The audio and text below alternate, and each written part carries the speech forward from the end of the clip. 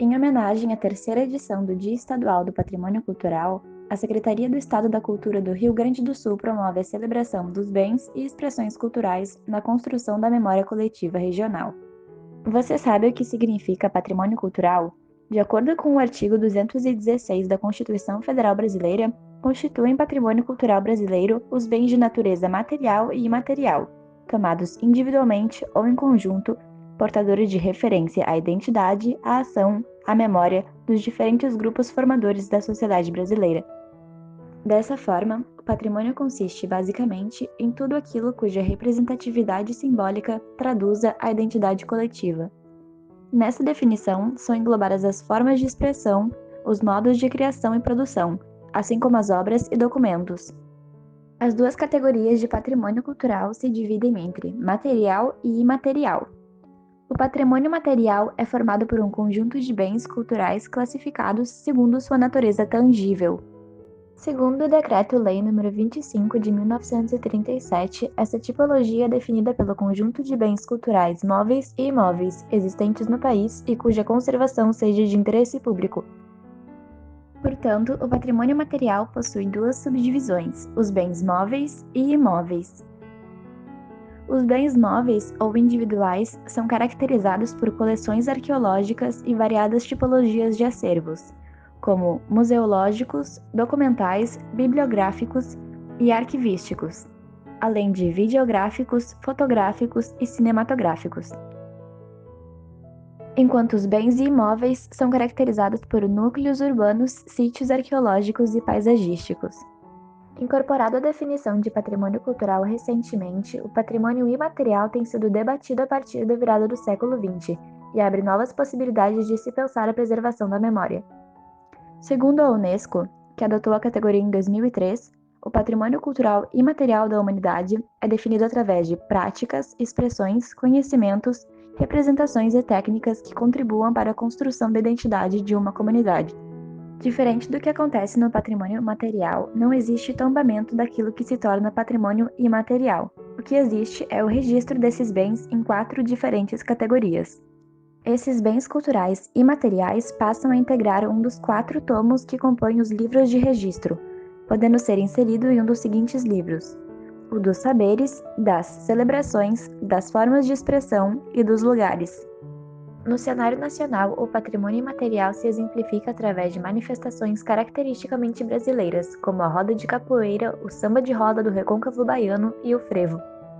Já no contexto regional, o reconhecimento do patrimônio cultural rio-grandense é vital para a efetivação do incentivo, valorização e preservação desses bens, além de fortalecer as identidades múltiplas dos gaúchos. Segundo a seção 2 da Constituição do Estado do Rio Grande do Sul, a capacidade de atuar como portador de referências à identidade, à ação e à memória dos diferentes grupos formadores da sociedade rio-grandense são características definitivas para o patrimônio regional. Dentre os patrimônios imateriais nacionais, 2 se originam no Rio Grande do Sul: a tava, lugar de referência para a memória e identidade do povo guarani, e as tradições doceiras da região de Pelotas. A região sul do país possui mais de 150 bens tombados individualmente e 13 conjuntos urbanos tombados pelo IPHAN. A Tava-Miri, por exemplo, se incorpora ao conceito de patrimônio imaterial por seu potencial de representatividade, sendo um espaço de memória local. Mas por que registrar ou realizar o tombamento do patrimônio? Essa medida serve como uma estratégia de salvaguarda, garantindo que políticas culturais e ações sejam realizadas visando a preservação e difusão do bem patrimoniado. As políticas de preservação do patrimônio cultural, compreendidas na Constituição Federal, atuam por meio da realização de inventários, registros, vigilância e práticas de tombamento para garantir a proteção desses bens. Tendo em vista a mesma finalidade, as instituições culturais e espaços de preservação da memória, como os museus, bibliotecas e arquivos, realizam programas educativos e expositivos para aproximar a comunidade dos acervos culturais. Os acervos culturais se apresentam em diversas tipologias, podendo ser, por exemplo, de caráter artístico, bibliográfico, científico, documental ou iconográfico. O patrimônio bibliográfico é uma tipologia bastante singular e complexa, especialmente levando em consideração as variações sofridas pelos livros ao longo do tempo, do espaço, das relações sociais, econômicas e políticas. Através do Acordo de Cooperação Científica e Cultural entre a Universidade Federal do Rio Grande do Sul e a Sociedade Polônia de Porto Alegre, o CEPIA passou a atuar junto ao acervo da instituição, tendo uma relação direta com o acervo bibliográfico do século XIX. O trabalho realizado pelo Grupo CEPIA é representado pelas práticas de preservação e salvaguarda das obras, quanto à sua materialidade e integridade física, que, em conjunto com as pesquisas e estratégias de divulgação, garantem a preservação da memória deste objeto como bem cultural.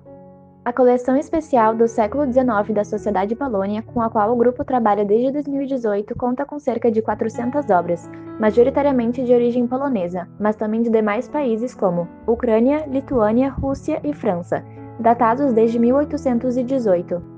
O reconhecimento da preciosidade desta coleção especial decorreu dos processos individuais de tratamento técnico de cada obra, através de práticas de catalogação, higienização e acondicionamento.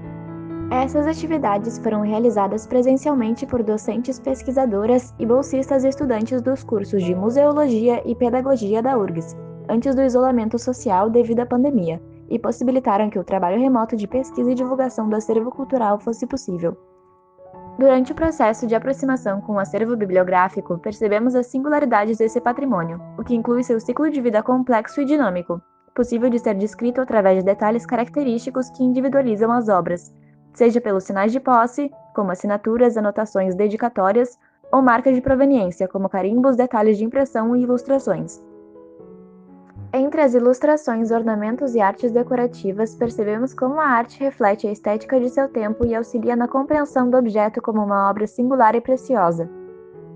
Alguns critérios seguidos para a definição de uma obra como especial consistem no fato de se tratar de edições de baixa tiragem, de luxo ou clandestinas, assim como exemplares de coleções de autores ilustres, bibliófilos, obras esgotadas, exemplares com anotações manuscritas ou assinaturas de celebridades, por exemplo.